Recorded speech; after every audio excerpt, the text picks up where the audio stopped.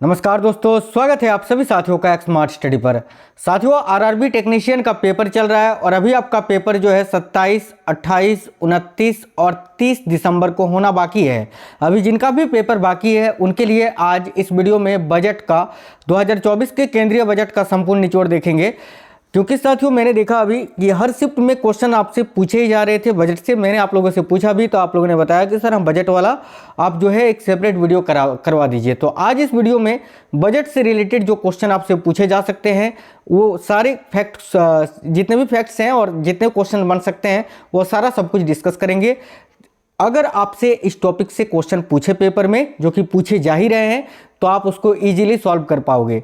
चलिए बिना देरी किए शुरू करते हैं। तो सभी से रिक्वेस्ट है वीडियो को एक लाइक कर दीजिएगा और साथियों इस क्लास को अपने सभी दोस्तों के साथ जरूर शेयर करना। आपको बता दें जो क्वेश्चंस मैं आपको करवा रहा हूं अभी एक्सपेक्टेड साइंस और करंट अफेयर्स के, उनको आप जरूर से जरूर देख कर ही जाइए पेपर से पहले, ठीक है। चलिए तो देखते हैं क्वेश्चन साथियों, ध्यान से देखिएगा, इसके बारे में चर्चा करेंगे बाद में। क्वेश्चन नंबर 1 से शुरुआत करते हैं और पहला क्वेश्चन आपका यह है कि केंद्रीय बजट 2024-25 संसद में किसके द्वारा पेश किया गया। ध्यान से देखिए, बहुत अच्छा क्वेश्चन है। यह भी क्वेश्चन डायरेक्ट उठा के आपसे पूछ चुका है ऑलरेडी, फिर से पूछा जा सकता है इस बार। तो देखो ध्यान से, केंद्रीय बजट 2024-25 संसद में किसके द्वारा पेश किया गया। तो साथियों करेक्ट आएगा option number B, Nirmala Sitharaman ji के द्वारा। देखिए बजट कौन पेश करता है, जो कि वर्तमान प्रेजेंट टाइम में जो भारत की वित्त मंत्री होते हैं। अभी वित्त मंत्री कौन है, तो निर्मला सीतारमण जी हैं, तो इन्होंने ही बजट को पेश किया था।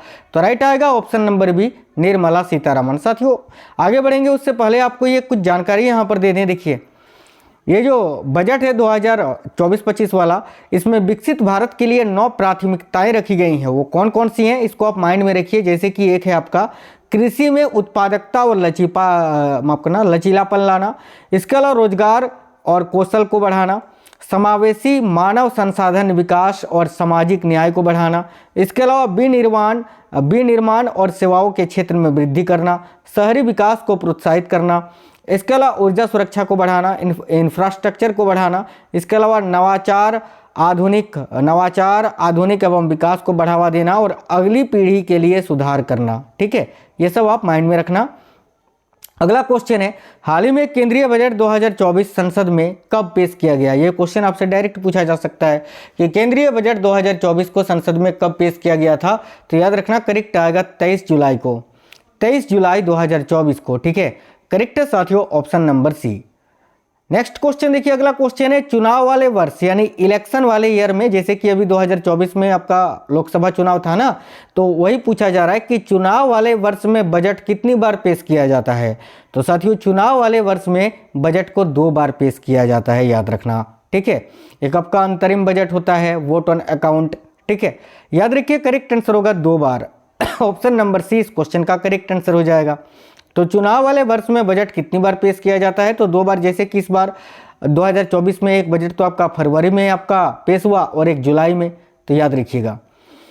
आगे देखिए नेक्स्ट क्वेश्चन है, वित्त वर्ष 2025 के लिए जीडीपी ग्रोथ 6.5 से कितने प्रतिशत रहने का अनुमान लगाया गया है। तो देखिए वित्त वर्ष 2025 में जीडीपी का जो ग्रोथ है वो 6.5 से कितने प्रतिशत रहने का अनुमान लगाया गया है। तो याद रखिए 7% का। ठीक है, वित्त वर्ष 2025 के लिए जीडीपी ग्रोथ जो है 6.5 से कितने प्रतिशत रहने का अनुमान लगाया गया है, तो 7%। साथियों जो करंट अफेयर्स की क्लासेस मैंने करवाए हैं आपको ऑलरेडी, डायरेक्ट क्वेश्चन आ रहे हैं उसी से, और साइंस के भी एक्सपेक्टेड वाले, उनको देख कर ही जाना आप। देखो करेक्ट आएगा ऑप्शन नंबर ए 7%। आगे देखो निर्मला सीतारमण ने कितनवी बार, यहाँ कितनवी पढ़ना आप, कितनवी बार जो है कितनवी बार संसद में बजट पेश करने का रिकॉर्ड बनाया है। तो निर्मला सीतारमण ने कितनवी बार संसद में बजट पेश करने का रिकॉर्ड बनाया है। बहुत इंपॉर्टेंट क्वेश्चन है, पूछा जा सकता है, याद रखिएगा 7वीं बार। ऑप्शन नंबर सी करेक्ट आएगा साथियों 7वीं बार। नेक्स्ट है, मोदी सरकार 3.0 का पहला बजट कब पेश किया गया। तो देखिए मोदी सरकार 3.0 का जो पहला बजट है आपका कब पेश किया गया, तो 23 जुलाई 2024 को। Option number B right answer होगा 23 जुलाई 2024। आगे देखिए बजट 2024 में नई टैक्स व्यवस्था के तहत स्टैंडर्ड डिडक्शन 50,000 रुपये से बढ़ाकर कितना कर दिया गया है। बहुत ही अच्छा क्वेश्चन है, देखिएगा।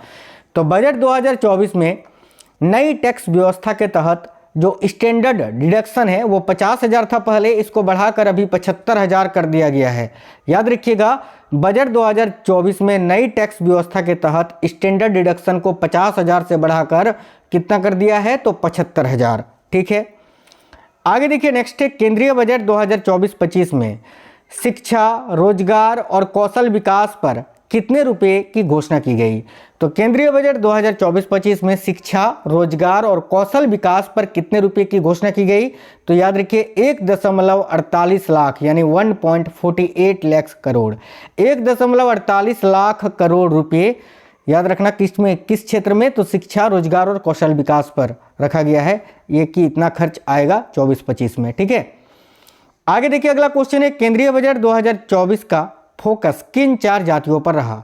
ध्यान से देखिएगा, तो केंद्रीय बजट 2024 का फोकस किन 4 जातियों पर रहा, तो देखिए गरीबी, महिला, किसान, युवा, इन सभी पर, यानी ऑप्शन नंबर ई याद रखना, इन सभी पर। तो करेक्ट आएगा ऑप्शन नंबर डी।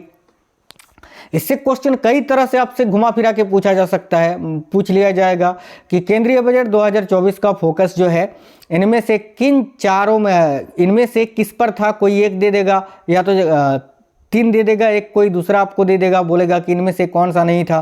तो इसको याद रखना, गरीब, महिला, किसान और युवा। ठीक है, इन सभी पर। आगे देखिए एक चीज़ यहाँ और याद रखिए साथियों, केंद्रीय बजट 2024 का जो थीम था वो किस पर केंद्रित था, तो थीम जो है ना, बजट का थीम जो है रोजगार, स्किलिंग, इसके अलावा MSME, मिडिल क्लास पर केंद्रित है अभी 2024-25 वाला बजट। ठीक है, आगे देखिए फाइनेंशियल ईयर 2025 राजकोषीय घाटा सकल घरेलू उत्पाद का कितना प्रतिशत आंका गया। तो फाइनेंशियल ईयर 2025 में राजकोषीय घाटा जो है सकल घरेलू उत्पाद का कितना प्रतिशत आंका गया। वेरी वेरी इंपॉर्टेंट क्वेश्चन है, याद रखिए करेक्ट आंसर होगा ऑप्शन नंबर डी 4.9%, है ना। फाइनेंशियल ईयर 2025 में राजकोषीय घाटा सकल घरेलू उत्पाद का कितना प्रतिशत आंका गया, तो 4.9%। आगे देखिए अगला क्वेश्चन है, अगले साल तक राजकोषीय घाटे को कितने प्रतिशत तक नीचे लाने का लक्ष्य रखा गया है। तो भाई अगले साल तक राजकोषीय घाटे को कितने प्रतिशत तक नीचे लाने का लक्ष्य रखा गया है। तो साथियों याद रखिएगा करेक्ट आंसर होगा 4.5% तक। ठीक है, ऑप्शन नंबर बी करेक्ट होगा, याद रखिए 4.5% तक। देखिए नेक्स्ट क्वेश्चन है, फाइनेंशियल ईयर 2025 के लिए कुल कितने रुपए की व्यय का अनुमान देखा गया है।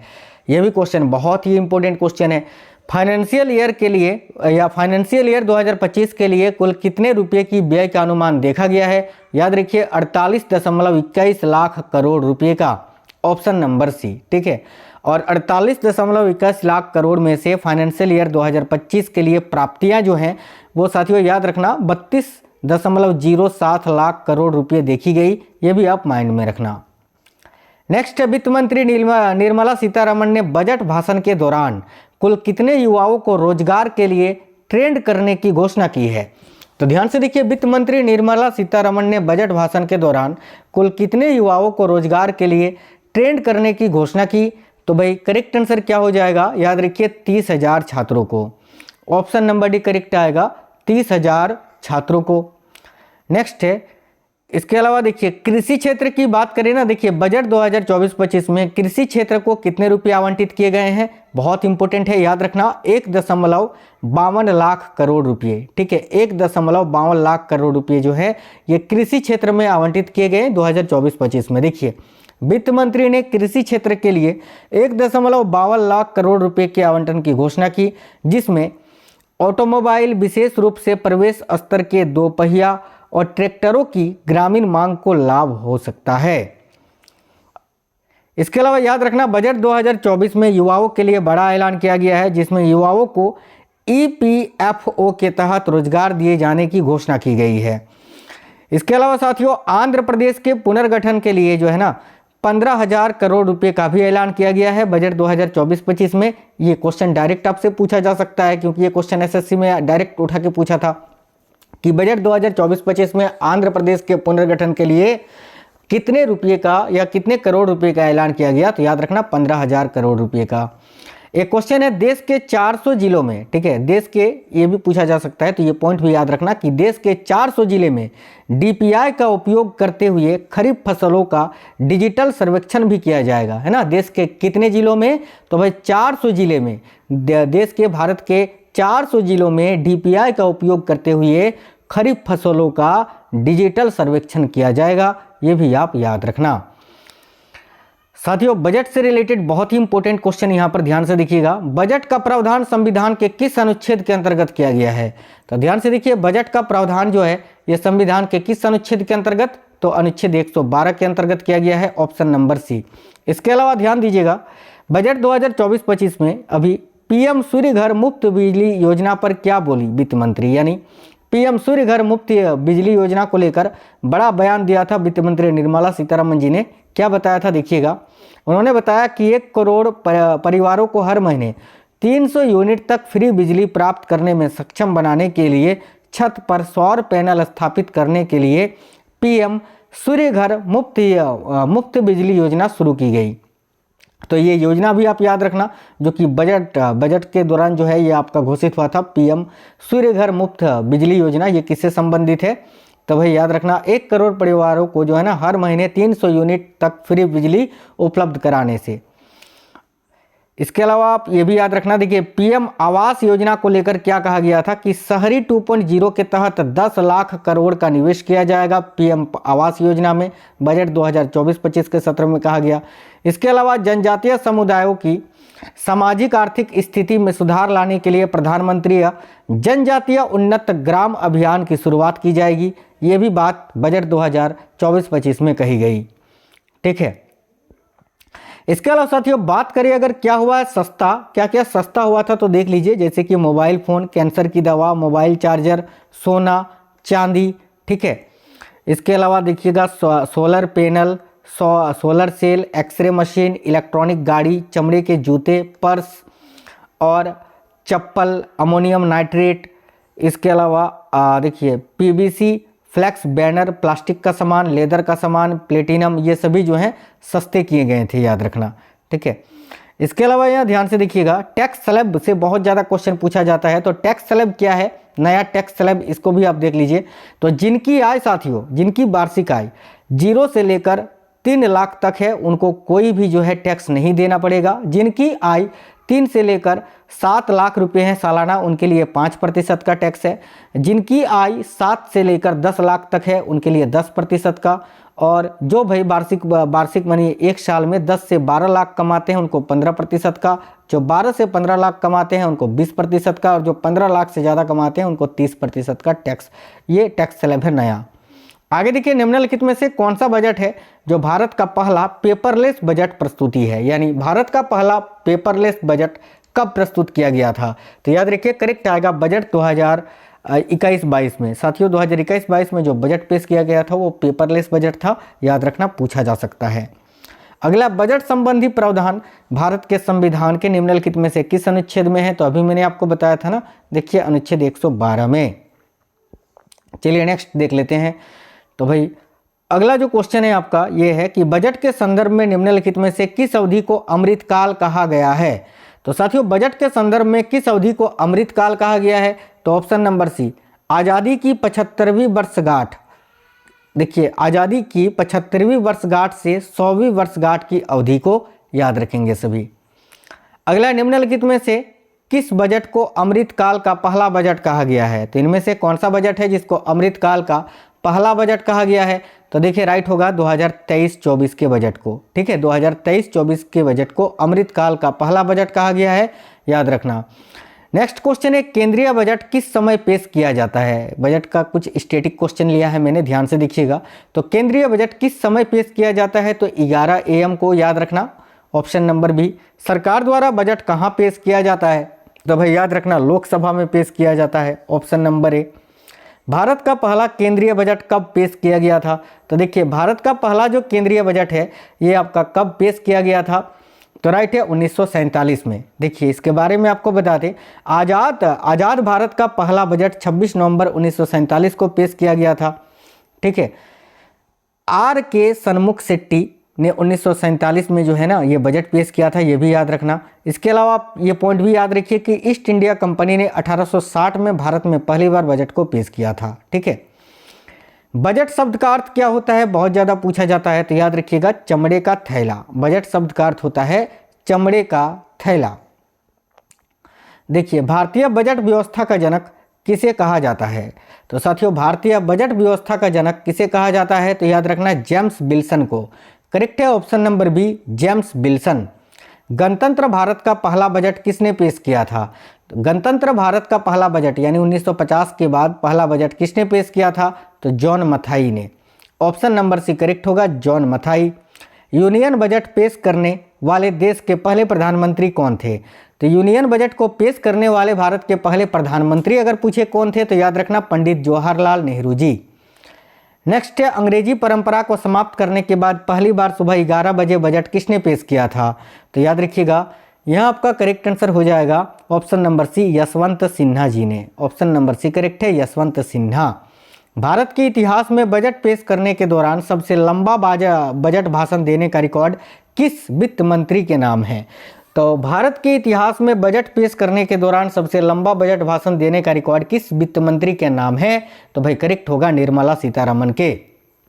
साथियों देखिएगा, जो 2021 वाला बजट था ना, देखिए 2021 का जो बजट भाषण था वो भारतीय इतिहास का सबसे लंबा बजट भाषण है। यह 2 घंटे 40 मिनट तक चला था, याद रखना। अंतरिम बजट को और क्या कहा जाता है, तो अंतरिम बजट को और क्या कहा जाता है, तो ए और बी, वोट ऑन अकाउंट और मिनी बजट कहा जाता है, जो कि साथियों इस वर्ष फरवरी में आपका जो है फरवरी में पेश किया गया था, ये भी आप याद रखना। देखिए, निम्न में से आम बजट और रेलवे बजट को संयुक्त रूप से पेश करने वाले पहले वित्त मंत्री कौन थे, ये भी क्वेश्चन बहुत इंपॉर्टेंट है।